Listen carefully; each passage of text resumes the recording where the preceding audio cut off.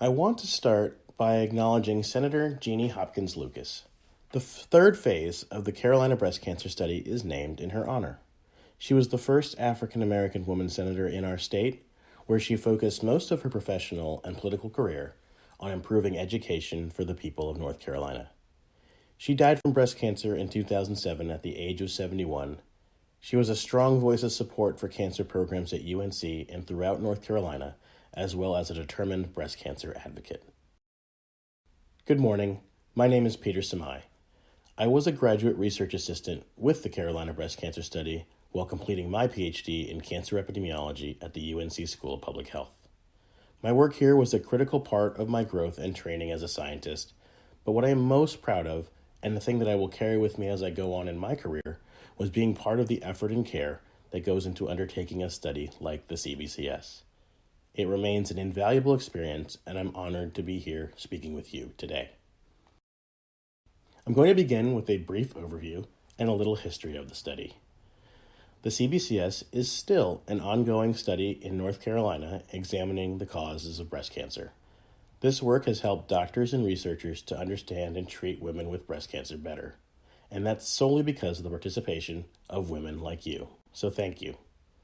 The first phase of the CBCS started in 1993, and for 4 years, the driving question was, what are the causes of breast cancer? We have learned so much about the causes of breast cancer. For example, it's more common knowledge now that smoking earlier in life increases breast cancer risk, and that exercise early in life reduces risk. But findings like these and many others are common knowledge today only because of CBCS and studies like it. After progress of Phase 1, the Phase 2 began in 1996 and ran for 5 years to 2001. The questions and goals of Phase 2 also progressed. We were now interested in how do medications, diets, and physical activity interplay with breast cancer. Two interesting findings of many from the information the women in Phase 2 provided are that body size is associated with breast cancer risk, while that breastfeeding reduces risk of breast cancer.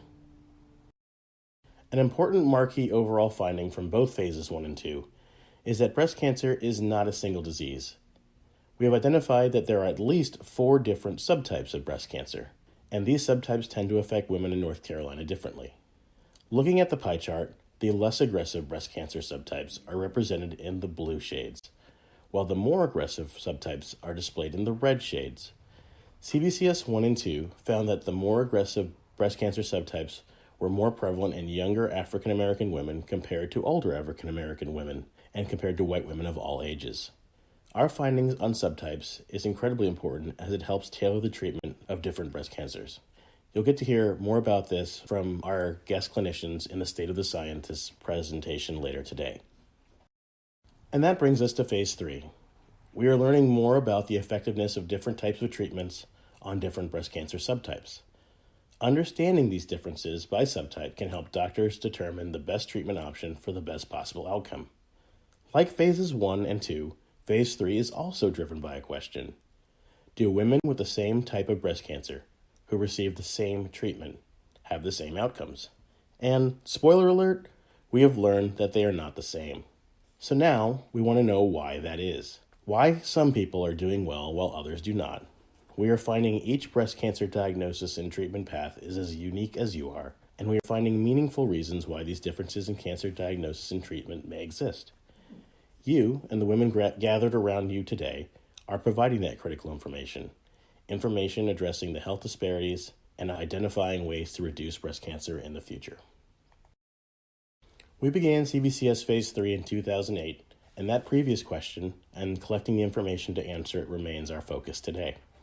As you recall, data collection started with a baseline interview within the first 6 months of your breast cancer diagnosis.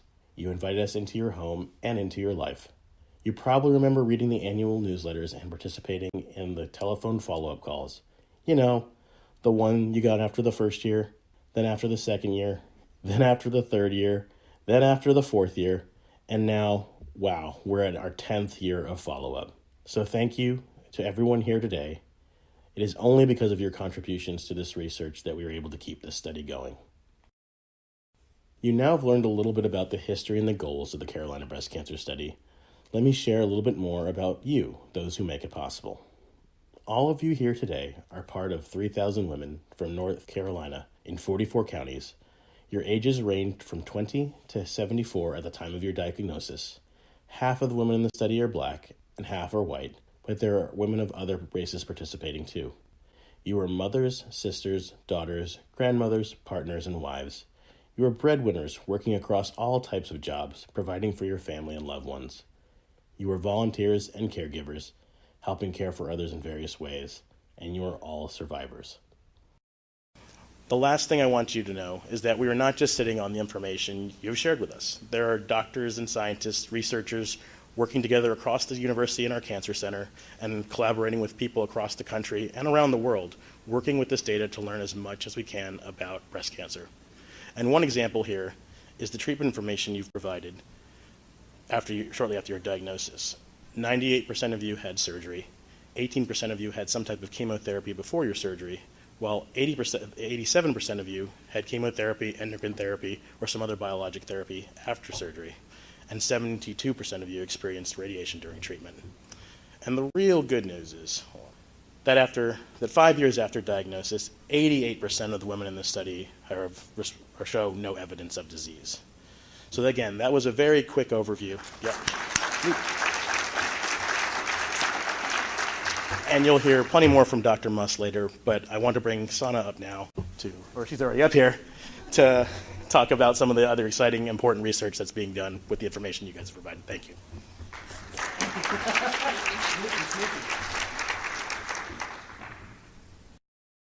Hi everyone, my name is Sana Vora and I'm a graduate student at UNC Chapel Hill and a Susan G. Komen trainee.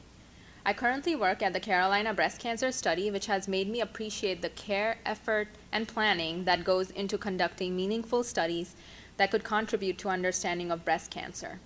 My previous work was in molecular biology labs, and so I'm interested in studying how the molecular differences between breast cancer subtypes may affect survival and reoccurrence.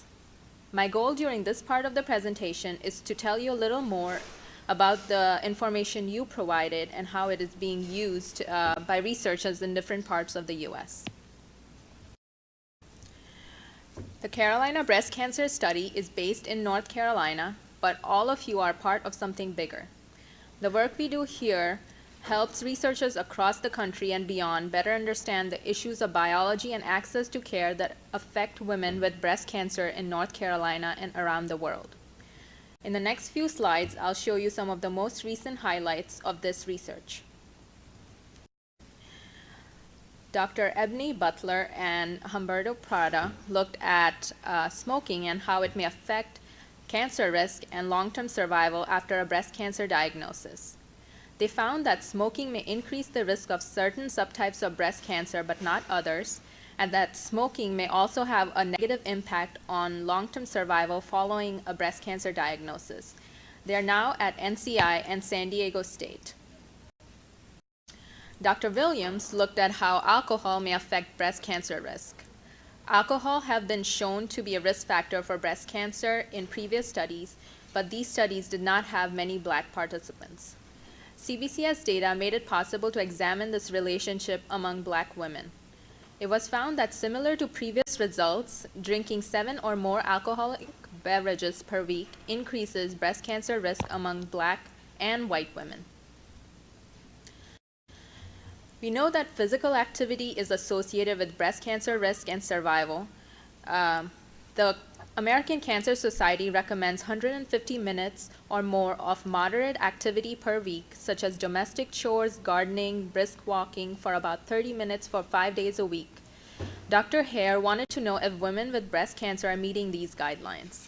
She found that before diagnosis, 61% of CBCS participants met these guidelines. After diagnosis, only 35% met the guidelines. So it is important to help women stay active even after their breast cancer diagnosis. Dr. Hare is now at the National Cancer Institute.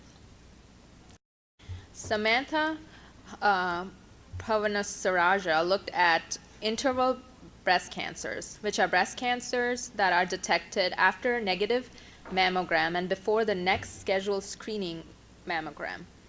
These cancers might be detected by women finding a lump or by an X-ray or other unrelated procedures. Dr. Pavana Saraja found that certain subtypes of breast cancer are more likely to be interval cancers than others.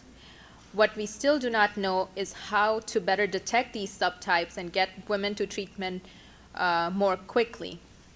We hope that the information you provide will help improve detection in the future. Dr. Pavana Saraja now works at the American Cancer Society. You may remember being asked in your surveys about fatigue, nausea, pain, trouble sleeping, and so on. Dr. Pinheiro looked at differences in quality of life and found that during treatment, white women reported better physical, social, and functional well-being compared to black women. However, both during and after treatment, black women reported better spiritual well-being compared to white women. We know that financial strain may contribute to higher stress, lower treatment adherence, and worse outcomes.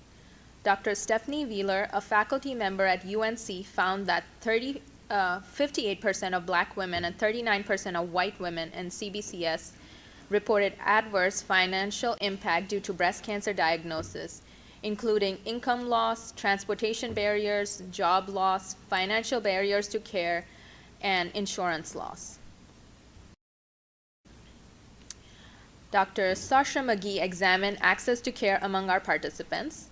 She defined treatment delay as 30 or more days between breast cancer diagnosis and first medical consultation or treatment.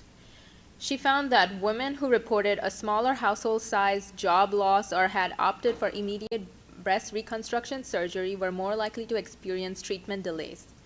Additionally, among black women, treatment delays were also associated with younger age at diagnosis. Dr. McGee now works at the Department of Public Health in Washington, D.C.